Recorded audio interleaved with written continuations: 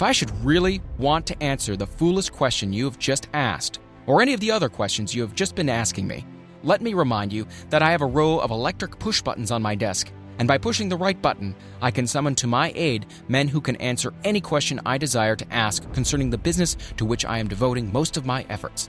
Now, will you kindly tell me, why should I clutter up my mind with general knowledge for the purpose of being able to answer questions when I have men around me who can supply any knowledge I require?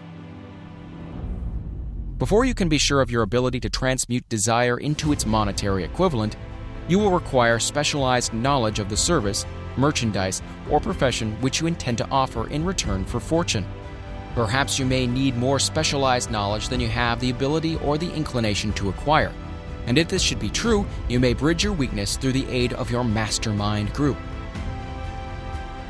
The accumulation of great fortunes calls for power, and power is acquired through highly organized and intelligently directed specialized knowledge.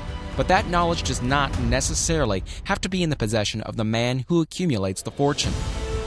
The preceding paragraph should give hope and encouragement to the man with ambition to accumulate a fortune who has not possessed himself of the necessary education to supply such specialized knowledge as he may require.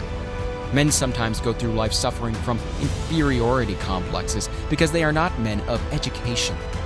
The man who can organize and direct a mastermind group of men who possess knowledge useful in the accumulation of money is just as much a man of education as any man in the group.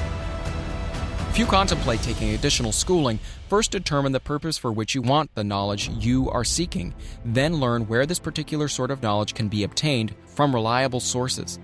Successful men in all callings never stop acquiring specialized knowledge related to their major purpose, business, or profession. Those who are not successful usually make the mistake of believing that the knowledge acquiring period ends when one finishes school.